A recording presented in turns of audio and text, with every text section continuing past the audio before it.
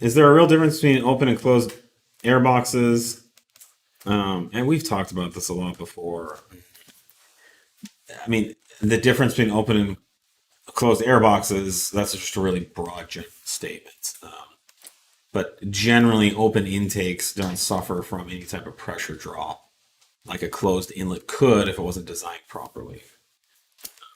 When you have a closed inlet, your air box is around the air filter, and you run the risk of shrouding the air filter if it's not designed properly. That means that the air box is getting in the way of the air flowing into the filter.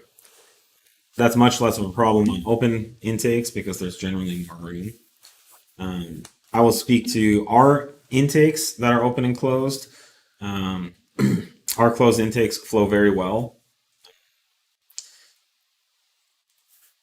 You know, there's not a big difference in the performance. A lot of it is that it's enclosed.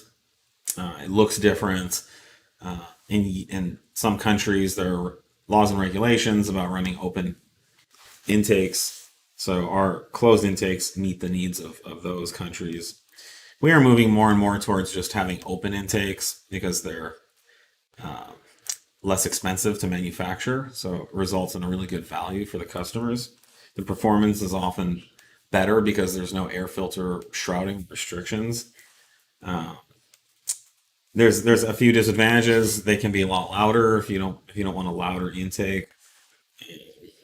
Things can get dirtier. It's more open and exposed to dirt and dust.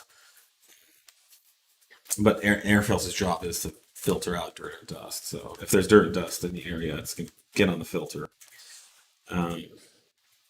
Yeah, I would just hesitate from making any broad generalizations. And I see people wanting to do this online. That if an intake's open, it means this, and if an intake's closed, it means this. That's not true. You can't draw broad generalizations across various types of intakes. Yeah, and we've talked about this before. If someone is doing that online and trying to sound all authoritative, they're full of it. I mean, yeah, it's the internet experts should always have qualifications